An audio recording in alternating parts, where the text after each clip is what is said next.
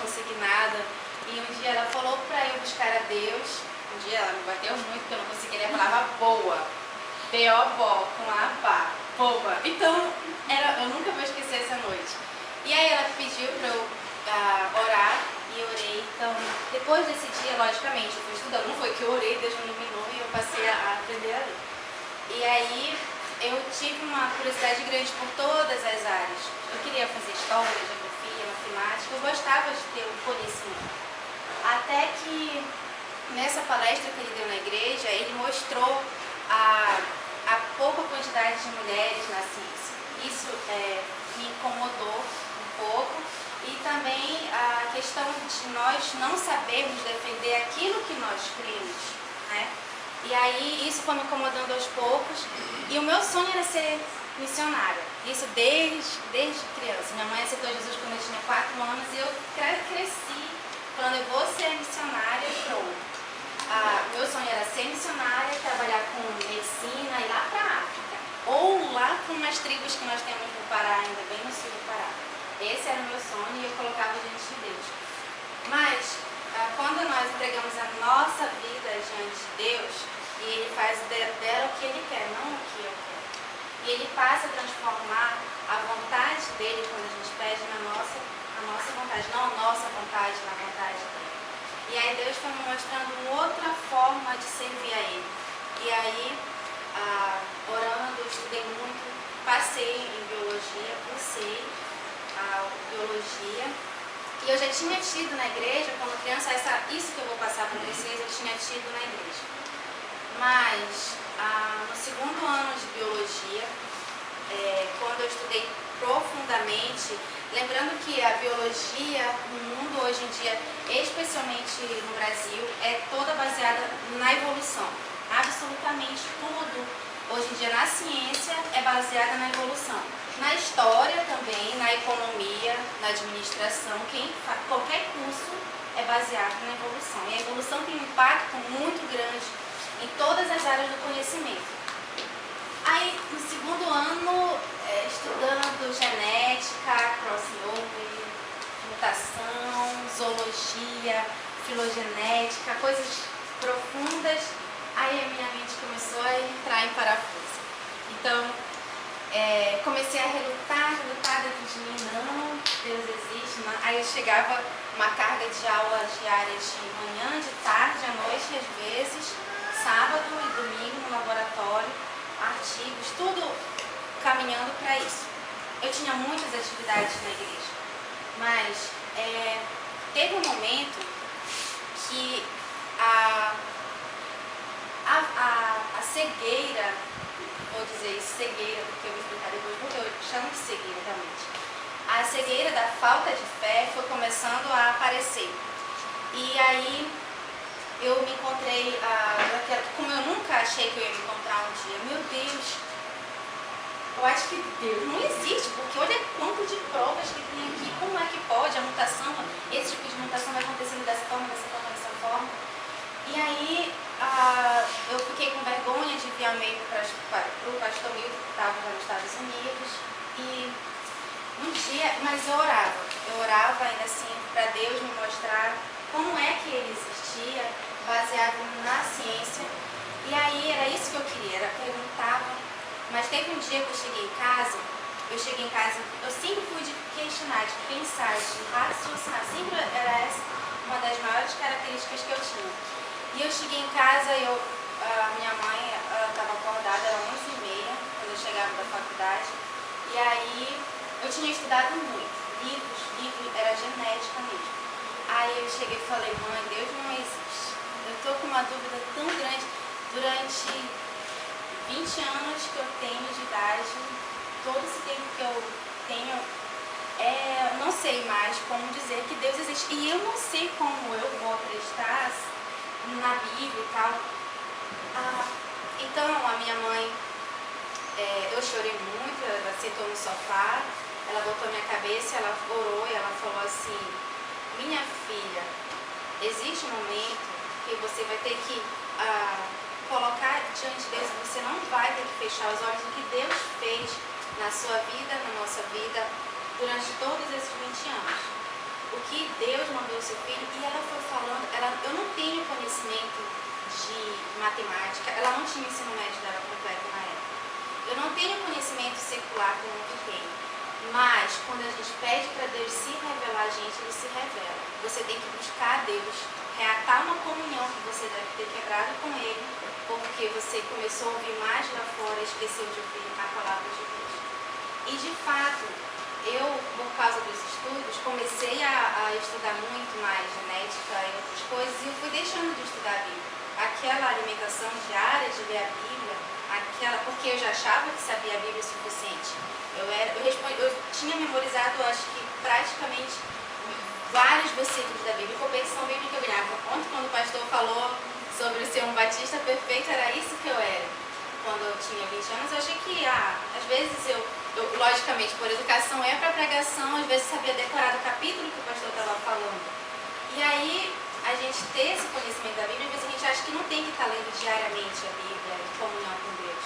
E quando eu fui deixando de fazer isso, obviamente, eu fui ficando fraca. E então, nessa noite eu orei, nós oramos, e eu pedi para Deus se revelar a mim, na minha área, se revelar a mim em tudo. E então, claramente, no outro dia, na sala de aula, quando um dos professores entrou para falar sobre citologia, de uma maneira mais clara, as disciplinas eram diferentes, aí eu comecei a olhar lacunas que tinha nas teorias que ele estava falando. E quando eu perguntei essas lacunas, ele não sabia responder. Então ele falava, mas tal artigo humano de 1980, alguma coisa, publicou isso e tal. Eu falei, não, professor, quero saber. Todo mundo aqui já estudou citologia? Célula, estuda célula? Quem não estudou, nós somos formados por sistemas são formados por órgãos são formados por tecidos por células.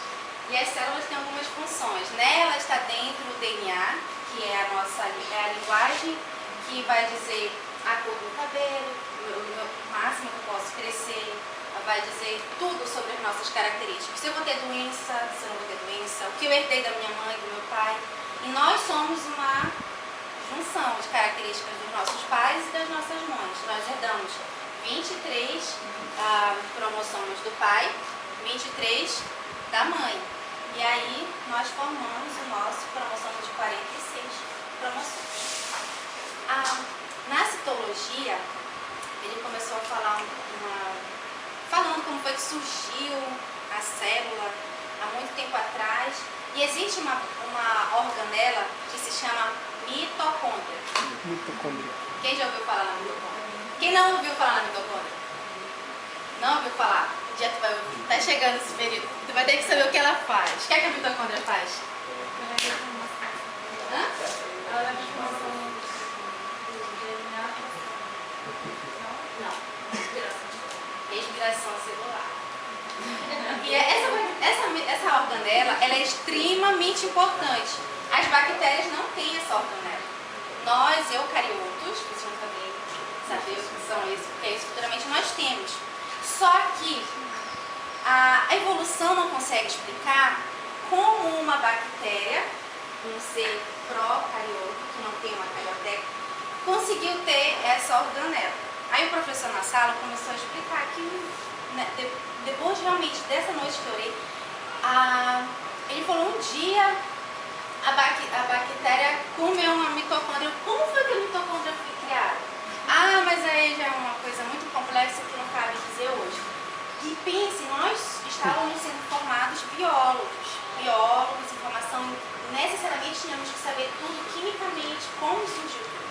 E aquele professor que não era nem brasileiro, ele era cubano, ele não conseguiu dizer como foi que a mitocôndria surgiu. E detalhe, dentro da mitocôndria tem DNA, tem material genético dentro da mitocôndria. Não tem pedacinhos de material genético. E aí, isso confere o que nós vamos estudar na biologia, características entre mulheres e homens e de populações humanas. Nós estudamos os ácidos nucleicos dessas organelas, que são extremamente complexas. Mas nessa aula ele não conseguiu explicar como aquela mitocôndria surgiu e como ela entrou na célula. E aí o que ele falou pra gente estudar livros, enfim. E eu fui estudar livros, existem várias teorias de como essa organela surgiu. Então, eu fui percebendo coisas a partir do segundo ano da teologia que eu tinha percebido logo no início. Mas depois eu fui bloqueando na minha cabeça. E a minha fé veio com uma convicção extremamente forte. Hoje, eu tenho muitos, por eu ser bióloga, eu acho que 90% dos meus colegas de trabalho, de profissão, colegas mesmo, são ateus, são agnósticos. E a gente tem calorosas discussões a respeito disso, mas eu falo assim, não adianta, porque tudo o que eu li, o que eu vi, o que eu vejo, o que eu leio, confirma mais, sempre mais e mais e mais, que Deus criou o mundo, que Deus existe e que essa Bíblia aqui, ela é perfeita, ela não tem erros e várias coisas que nós batistas acreditamos. Então, quem é que gosta de pensar, de raciocinar, de ficar pensando? Quem é que gosta de filosofia? Quem é que gosta de pensar e não gosta de filosofia? Gosta de filosofia? Quem é que não gosta de filosofia? Quem nunca estudou filosofia? Não, nunca estudou filosofia? Então, o que é filosofia? O que é filosofar? Pensar. Quem tem preguiça de pensar? Não, sejam sinceros. Quem tem preguiça? Eu tenho preguiça de pensar. Quem tem preguiça de pensar? Ninguém. Legal. Uma pessoa sincera, né? Quem ama ficar pensando sobre as coisas até ter dor de cabeça? Gosta de pensar? E aí, quando a gente pensa, vem o quê? Vem dúvidas. As dúvidas, elas são ruins ou são coisas boas?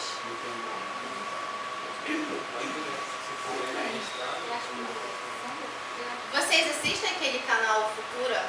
Canal não assiste, mas o comercial que fala: o que move o mundo não são as respostas, são o quê? As perguntas. E aí, um cientista, vocês sabem se vocês vão ser bons cientistas se vocês começam a pensar: por que a árvore é verde? Por que ela é roxa? Por que chove mais no norte, na Belém está chovendo toda hora, o tempo todo dia, e não chove muito para cá, no sudeste do Brasil nesse período? Por que existem as estações do ano? Por que uma fruta cai?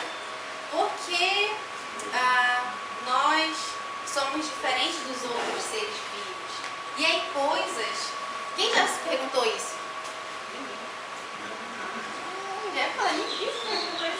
Não é doido que fica se perguntando essas coisas.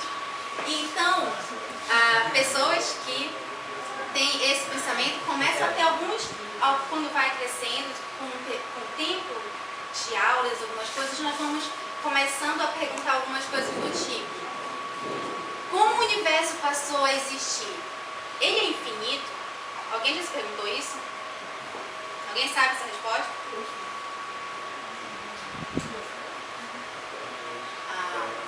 Como os animais, as rochas, a água, os seres humanos chegaram até aqui? Já tiveram essa pergunta? A vida tem um sentido? Se tem um sentido, qual é o sentido da vida? A Bíblia é uma questão de fé e a ciência uma questão de razão, de fatos? Sim? Quem já teve essa dúvida verdadeiramente?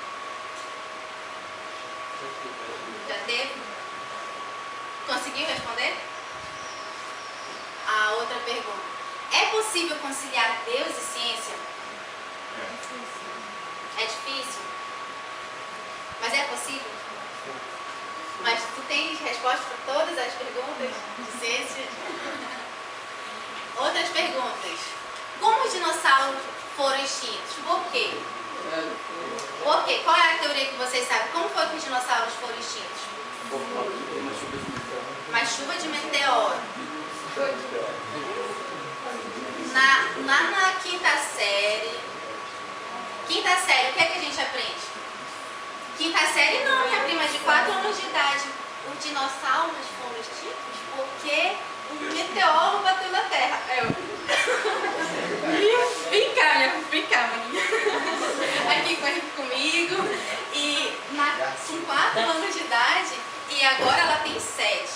E ela fala, é tão difícil acreditar no Deus, porque o Deus, como é que o Deus fala aqui? Como é que o Deus fala na Bíblia? Falou Deus, que criou. Então, coisas que antes a gente aprendia na quinta série são ensinadas, eu acho que logo após a alfabetização. E dependendo de algumas escolas, como é o sistema dela, uma escola muito cara, que é o sistema montessoriano, eles ensinam evolução quando a criança aprende a falar. Ela aprende a falar, ela não sabe nem escrever a ler direito, mas eles já vão ensinando teoria de evolução. Tá. Qual é a idade da Terra?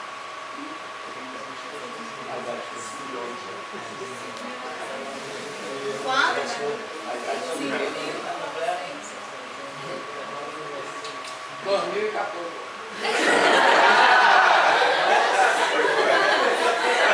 Tá vendo? É bom a gente pensar. É 2014? Quem concorda? Quem não concorda? Será? Como a gente pode explicar as diferentes raças? Genética. Evolutivamente falando, o que é que eles falam que surgiram as diferentes raças? Mutação. Mutação é a Bíblia. Deus criou. Como foi que surgiu a cor? Eu acho que eu sou parda. Amarela porque está no Brasil. Um pouquinho mais. Como foi que surgiram as raças, os povos? As diferentes línguas. Você já parou para pensar como foi que surgiram as línguas? Oi? Torre de Babel. Mas quando a gente estuda lá, as línguas, alguns amigos meus que são ateus, eles não, logicamente não vão concordar com a Torre de Babel, porque eles vão começar a falar da evolução da linguagem. Quem estuda letra? Quem já estudou? Quem alguém conhece que estuda letras? Português. Lá vai estudar a raiz de todas as línguas e vão. Eu vou explicar para vocês por que há essa grande diferença entre o criacionismo e o evolucionismo, até com relação à origem das línguas. E os primatas e os hominídeos?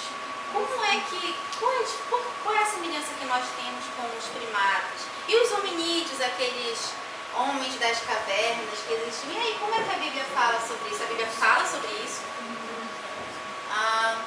E as estrelas, os planetas, os meteoros, como surgiram? Por que eles estão lá? Vocês já pensaram nessas perguntinhas aqui algumas vezes? Foram atrás das respostas? Não? Das estrelas?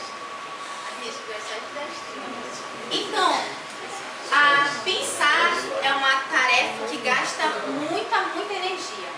Quando a gente está na sala de aula estudando, a gente gasta uma energia muito grande. Só o fato da gente existir, de respirar, a gente gasta energia. Associa o fato de existir e pensar. A gente gasta muita energia. Por isso que quando a gente está estudando, ele tem cara de estudioso aqui, quando tem a prova, a semana de prova, ele não sai de casa, ele não joga futebol, ele não empina a pipa só estudando, né? A gente gasta muita energia. Pensar dói. Pensar dói. Pensa, dói. Aí, porque pensar dói, as pessoas geralmente têm preguiça de pensar.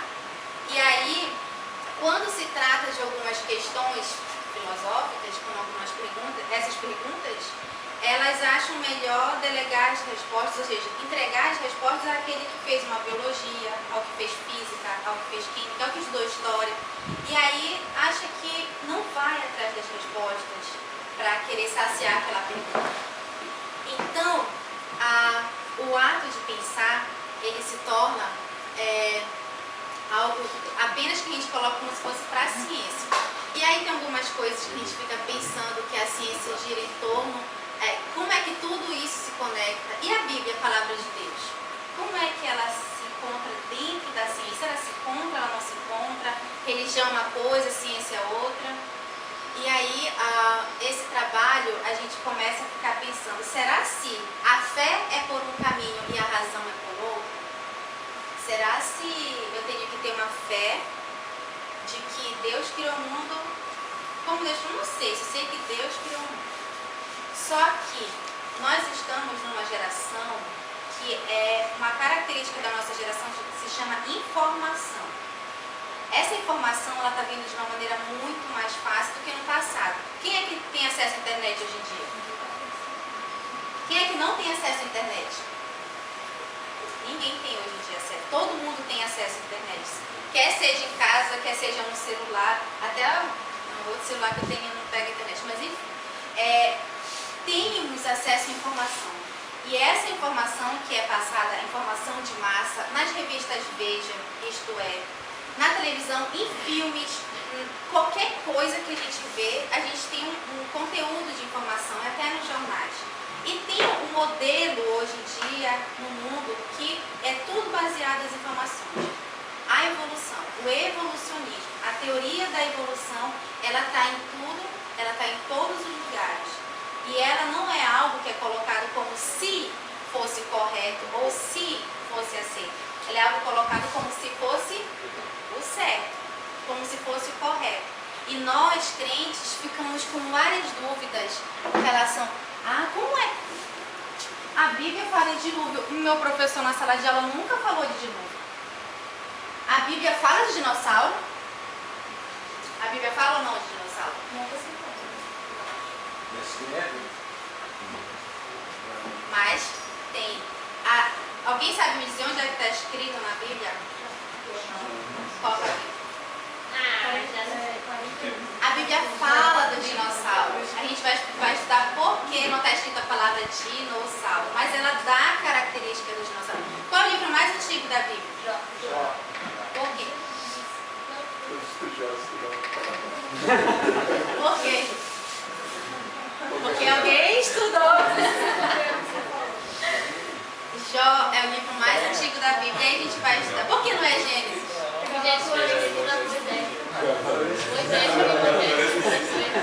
A gente vai ver isso também. Então vamos lá. Por que a gente está aqui falando?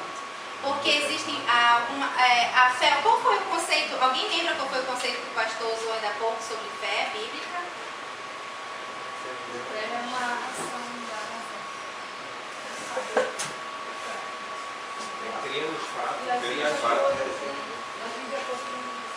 Ele deu 3 características da fé bíblica. Mas antes ele deu um conceito. Verificar. Tem que ser verificado. Sim, mas antes dele dar as 3 características, ele deu um conceito de fé. Confiança em Deus. Baseado em quê? Nos fatos. Então, a nossa fé, como muitas pessoas falam, não deve ser uma fé cega. Nós temos os fatos e nós temos que aprender a defender esses fatos. A Bíblia, ela não é só um conjunto de letrinhas que foi traduzido do hebraico, grego, aramaico, português, inglês e outras línguas. A Bíblia, a palavra de Deus, isso aqui, deve fazer um sentido real na nossa vida. No sentido prático, no sentido de que a gente deve olhar e perceber que isso daqui é verdade, não é um conto de fadas, como a maioria das pessoas acham que é. Para que não aconteça da gente ser tido como um tolo, muitas vezes. Batman não existe. Aí, às vezes a gente é considerado como esse bichinho, esse daqui, né? Porque a pessoa fala Deus não existe, a gente fala que ele é uma pessoa ateu, mas aqui, olha só, isso daqui quem fez, com certeza foi um ateu, essa tirinha. O Batman existe? Obviamente não, só no filme, né, que é legal assistir, mas Deus existe e a gente muitas vezes é feito essas tirinhas criticando o nosso ponto de vista. Nós acreditamos que Deus existe e Ele existe. Existem fatos que provem isso. Nós temos que lembrar uma outra premissa, que nós, hoje em dia, somos esse peixinho aqui. E nós estamos indo na contramão do mundo. Até esse tema, indo na contramão do mundo, sempre é tema de acampamentos. Mas isso é fato. Nós temos que começar a ter forças, a se basear mais para a gente nadar contra o mundo, até mesmo contra a maré. Porque pode acontecer de que se a gente não tem força, se a gente não se prepara, se a gente não tem um conhecimento, se a gente não consegue defender aquilo que nós acreditamos, a maioria vai começar a passar a gente. E aí, em Oséias 6:4 diz assim mesmo: o meu povo está sendo destruído porque lhe falta o conhecimento. Mas esse conhecimento é sobre ciência, sobre o mundo, é sobre o quê? A palavra de Deus. Mas a palavra de Deus, ela tem coisas totalmente diferentes da ciência? Tem ou não? Não. Aqui tem um dizer que Pasteur, alguém não sabe quem foi Pasteur? Não sabe quem foi ele? Vou perguntar então. Quem é que não sabe quem foi Pasteur? Ah, sim, quem não sabe. Pasteur, não fique com vergonha de falar, não vou perguntar, tô brincando. Eu não vou querer constranger ninguém aqui. Pasteur, ele foi o pai da microbiologia. E eu tenho uma admiração por ele imensa. Eu estou escrevendo um livro sobre a biografia dele, sobre a vida dele. Foi uma proposta do pastor Milton, que eu escrevesse sobre ele. Ele acreditou em Deus fortemente. Ele é, para mim, um dos maiores cientistas, não o outro, que existe. É o pai da microbiologia, ele foi médico. Ele conseguiu coisas. Nós temos hoje a caixa de leite, nós podemos tomar esse leite porque ele desenvolveu um processo chamado pasteurização. E aí podemos ferver o leite. Até mesmo na caixinha do leite, do iogurte, quando a gente olha lá no final, tem um númerozinho. Esse númerozinho diz quantas vezes aquele iogurte ou aquele leite foi pasteurizado. Estava estragado, eles levam o leite, pasteurizam, ou seja, ferve de novo, põe na outra caixa e devolve para o supermercado. E agora? Só olha lá Acabou com o meu dia. Não, mas se eles põem lá. Acabou com o meu dia. Lá, é porque a Anvisa permite e tal, e isso pode acontecer. Ninguém vai ficar com um problema, eu acho, né, se for pasteurizado 3 vezes, mas tem um limite. Pouco de ciência nos afasta de Deus, muito nos aproxima. Isso é muito verdade. Um pouco de ciência faz a gente se afastar dos caminhos de Deus. Mas muito de ciência, a gente consegue verificar o agir de Deus. E como Deus é sábio, como Deus é soberano, como Ele é superior. E aí, às vezes, todas aquelas perguntas, quando a gente vai atrás da ciência, de fato, conseguimos responder ela à luz do quê? Da palavra de Deus. Dom Byzantsky foi um dos maiores evolucionistas que teve. Ele é uma das grandes influências no mundo atual. E Dom Byzantsky falou uma frase espetacular para a evolução. Nada faz sentido a não ser a luz da evolução. Todo mundo utiliza essa frase em epígrafe de dissertação e realmente eles falam que realmente para eles nada nesse mundo faz sentido a não ser a luz da evolução. Para mim nada faz sentido a não ser a luz da palavra de Deus. E essa deve ser a nossa convicção. A Bíblia ela deve ser estudada, destrinchada. Quando a gente gosta de uma pessoa, a gente quer passar muito tempo com essa pessoa descobrindo coisas. Por exemplo, não foi muito difícil para saber que a Paty gosta de rosa, né? Todo mundo pode descobrir. Mas tem outras coisas que a Paty pode gostar e com tempos de convivência com ela eu vou aprendendo sobre ela. Quando nós temos aquela comunhão com Deus, nós queremos aprender como Deus agiu. E a gente vai percebendo na Bíblia que Deus tem alguns padrões de agir com as pessoas e com as situações. E queremos saber como foi que Deus fez isso. A nossa pergunta não deve ser o porquê. E isso eu aprendi não na igreja, eu aprendi dentro da universidade, quando eu comecei a estudar neurociência. O professor chegou e ele foi um dos raros professores, porque ele era judeu. E ele chegou e falou assim, ele era judeu, eu não sei se ele passou a ser cristão, mas ele falou assim, na ciência nunca a gente deve se perguntar por que tal coisa, por que a célula, por que a molécula. A resposta é clara, porque Deus quis que fosse assim. pergunta de um verdadeiro cientista é como. Como cada processo acontece. Como eu respiro, como eu consigo sobreviver, como o sistema nervoso funciona. Essas perguntas. Obviamente, ele foi processado por ateus que estavam na sala, se sentindo constrangido e tal. Ah, como ele vai falar de Deus aqui? Por quê? Mas quando um crente é constrangido na sala de aula, a gente não pode... Processar. Não pode. E provavelmente não pode mesmo, porque eu falei ontem pra irmã, no primeiro dia de aula, foi aula de geologia.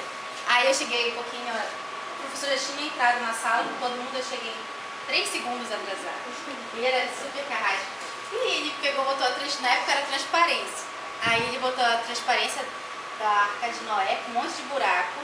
Aí ele perguntou assim, ele ia dar aula de geologia e paleontologia. Quem acredita nessa historinha da barca furada? E eu fui assim, foi muito instantâneo. Aí eu levantei a mão, falei, mas não é a barquinha furada, professor? Não tinha buraco na área. Aí ele ficou espantado e as minhas outras colegas não levantaram. 3, éramos 4 cristãos na sala, crentes. Os outros eram católicos, mas enfim, fazia sentido essa evolução, o criacionismo, enfim. Aí depois eu fui perguntando coisas para ele, vários momentos eu fui ofendida na sala de aula. Tinha professor que ia dar aula e passava, eu acho que metade da aula só falando mal de Deus. Falando mal de Deus, quem acreditava em Deus. E aí coisas desse tipo, mas um dia eu falei para eles, professor, eu não processo o Senhor porque eu tenho amor de Deus no meu coração. E aí o que o Senhor fala aí na frente, eu sinto muito, mas eu não vou ficar rebatendo com o Senhor. Ele era filho de pastor, eu descobri isso depois, no sul do Brasil. Ele era filho de pastor, começou a fazer o curso de biologia e se converteu ao ateísmo. E hoje em dia ele é um dos maiores ateus que eu conheço, o professor. Então, a Bíblia, a palavra de Deus, essa que nós temos aqui, eu queria destacar esse versículo do acampamento. Todos podem ler? Amarás todo o Senhor teu Deus de todo o teu coração, de toda a tua alma, de todo o teu entendimento e de toda a tua força. Aqui, de todo o teu entendimento. Então, nós temos que ter o entendimento da palavra de Deus e nós devemos amar a Deus com o nosso entendimento também. Isso não é algo à parte de deixar de amar a Deus. Quando nós amamos uma pessoa, nós procuramos conhecer essa pessoa e basear tudo que essa pessoa falou. Se eu acredito que Deus existe, que Deus é perfeito, que Deus criou o mundo, eu quero saber como foi que Ele fez isso.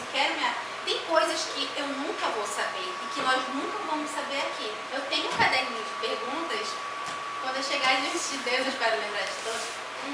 Senhor, agora hoje em dia eu quero aprender. Como foi que o Senhor fez isso? Como acontece isso? Mas tem coisas que realmente são ocultos para nós, que Deus ocultou e que um dia nós vamos poder saber. E aí, nesses dias que nós vamos passar aqui, nós vamos aprender, vou tentar colocar algumas falhas, porque vocês são encharcados de teoria da evolução. Então eu vou colocar algumas falhas na evolução que não são explícitas e que são tidas como verdadeiras ainda assim hoje em dia. E vou mostrar como a Bíblia, ela não é diferente da ciência. Como a Bíblia, é um livro científico. É um livro que nós podemos estudar história, mas nós podemos estudar ciência por aqui também. E mostrar que fé e razão, elas não são caminhos opostos. Elas andam juntas, sim. E uma das primícias disso é que muitas pessoas pensam que criação versus evolução é uma batalha para descobrir diferentes evidências. Aí tem aqui o planeta Terra e também o universo, aqui não tá, mas enfim. E aí uma pessoa que estuda criacionismo, ela vai ficar pegando, essa aqui é uma evidência perfeita do criacionismo. Aí põe no carrinho. Não, mas essa aqui eu acho que não é muito criacionismo, é da evolução. Pessoas acham que essa diferença ela é baseada em diferentes evidências. Mas na verdade, a evidência ela é ela é a mesma. Só que o que é que vai fazer essa diferença entre eu olhar essa evidência, por exemplo, um fósforo, e achar que a evolução pensa isso, o criacionismo pensa nisso? A gente vai começar a olhar pela lógica. E aí a gente vai estudando e, obviamente, eu tenho percebido que a Bíblia ela é lógica com relação à ciência e os fatos que são colocados. Nossas crenças mais básicas sobre a realidade, elas são as regras de interpretação que assumimos desde o começo, antes de qualquer investigação e evidência. Então, as pressuposições, existem, se teve um acidente, se teve um assassinato no local, quando a gente chega, a gente vai ver fatos daquele assassinato, uma pessoa morta, alguns objetos, e aí a gente vai chegar naquele local e vai começar a ter o quê? Pressuposições. Se você conhecer a pessoa, essa pessoa chegou depois do almoço, então foi acontecendo isso, isso, isso. Aí outra pessoa, não, mas olha, nesse horário aconteceu isso, e a gente vai começando a criar pressuposições, coisas que a gente sabia antes e vai tentar interpretar aquele fato ali, que aconteceu, mas que nós não estávamos lá para saber o que aconteceu. Com relação à cosmovisão, o que é cosmovisão? Uma rede das nossas crenças mais básicas sobre a realidade, à luz da qual todas as nossas observações são interpretadas. Ou seja, as cosmovisões, elas são como se fosse uma lente que a gente vai ler o mundo. E é baseado nessa cosmovisão que a gente vai falar sobre o criacionismo e evolucionismo. Por quê? Aqui é o planeta Terra. Estão as evidências, os fatos. Dependendo de como a gente vai ler estes fatos, a gente vai ter a nossa interpretação sobre esses fatos. Se você pega uma lente que é baseada na palavra de Deus, você vai ter uma visão criacionista. Se você pega uma lente que é baseada na evolução, ou seja, o homem é que decide o que é certo e o que é errado, você vai ter a visão evolucionista de uma visão diferente. E aí, as evidências vão passar a ser olhadas por essa lente que a gente pega. Ou a Bíblia, como eu falei, nada faz sentido à luz da Bíblia, ou a evolução.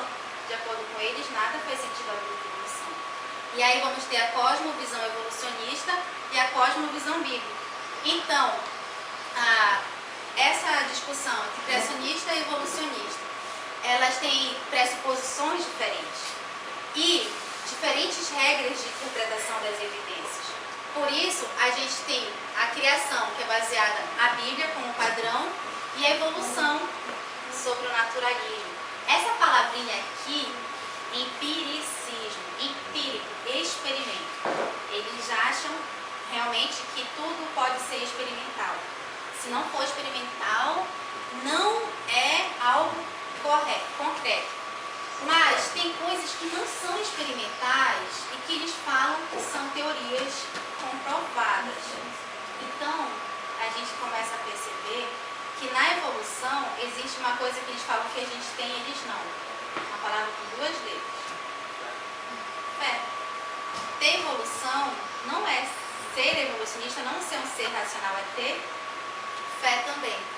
E aí a gente vai ver que as evidências por si só, elas nunca irão resolver um conflito de cosmovisão.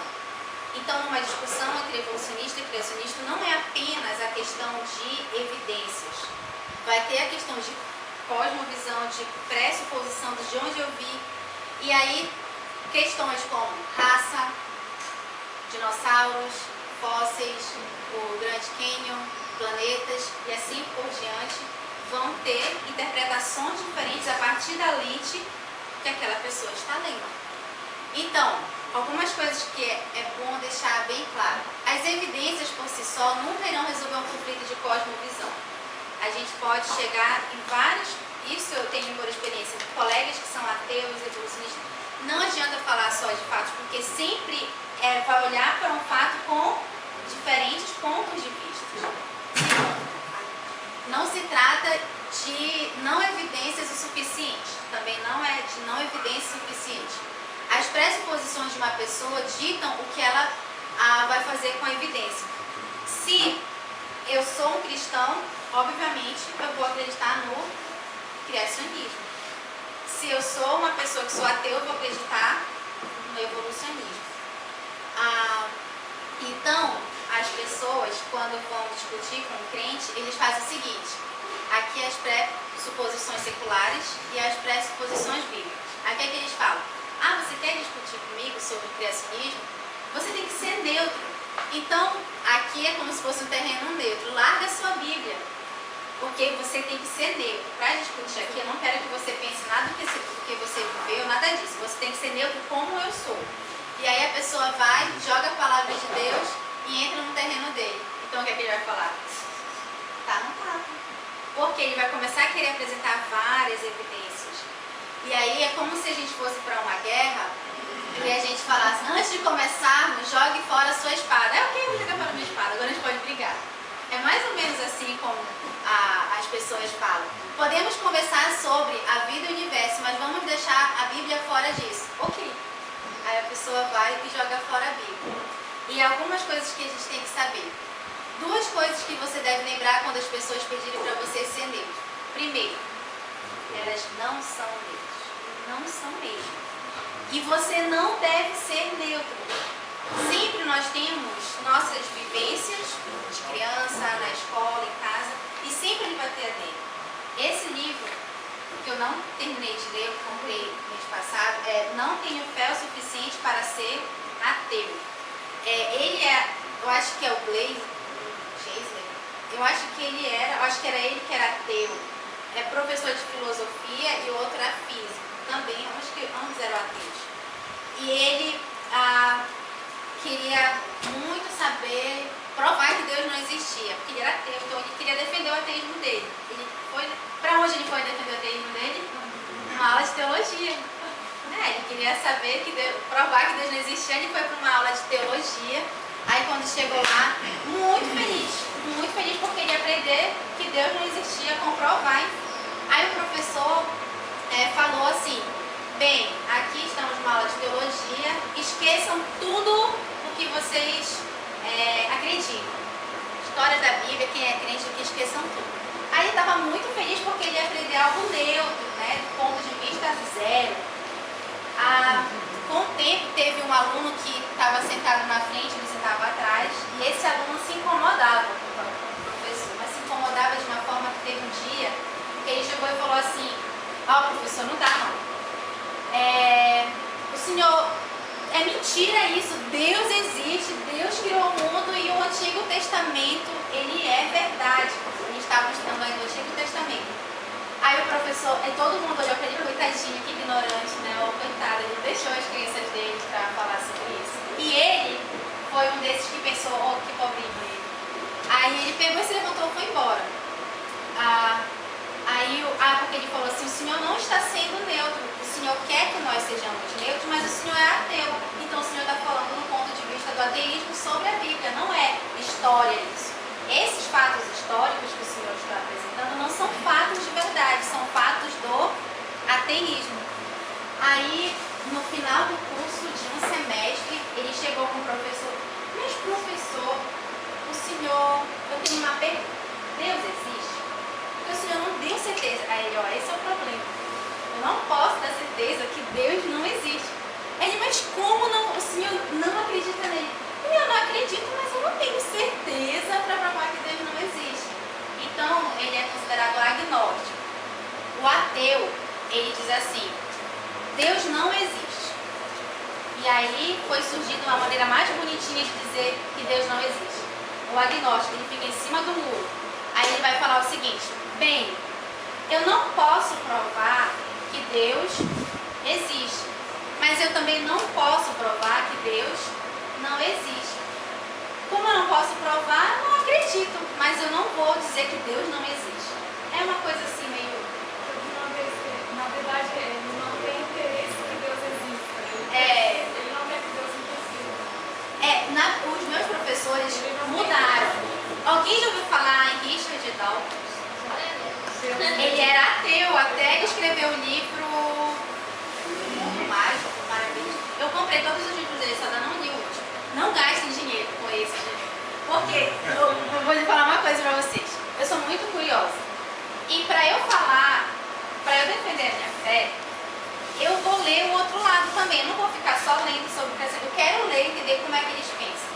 Aí eu fui, comprei o livro Deus o Delírio, do Richard.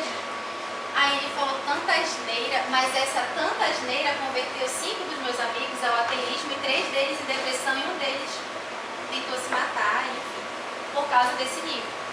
Eles tinham aquele pensamento logo no início de ficar se perguntando sobre a vida e tal. Aí eu fui ler que livro é esse que causa tanto mal assim. Aí nesse livro ele dá todas as provas que Deus não existe. Ele dá todos os fundamentos sobre religião, várias coisas. Então, aí eu fui comprar o relojoeiro cego. Que Deus é relojoeiro cego. Alguém já viu um relojoeiro cego? Ele fez essa trocadilha. Aí, eu não tô lá, né? Ele fez outros livros, eu fui comprando. É muito caro, então não compro, porque eu já li realmente. Então, é muita, assim, o Richard, ele é um excelente historiador, mas um péssimo biólogo. Ele é biólogo, trabalha com evolução diretamente, tem doutorado, pós-doc, mas ele coloca, tem um instituto evolucionista dele, e aí são coisas horríveis que ele fica colocando.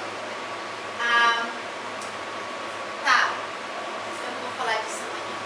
Então, esses dias que a gente vai ficar aqui amanhã, eu vou trazer algumas bases baseadas nos dinossauros, fósseis, falar com relação à evolução e à Bíblia. Sempre fazer esses dois paralelos. Nós vamos falar sobre os primatas, a evolução dos hominídeos. A Bíblia, o que é que fala? A mutação confere algo para a genética, para a evolução. Quais são as bases da evolução, os mecanismos da evolução que eles se baseiam para dizer que tal coisa é séria. E aí a gente vai tentar ver na base da Bíblia, da ciência, como a Bíblia ela se combina com a ciência, que não existe isso.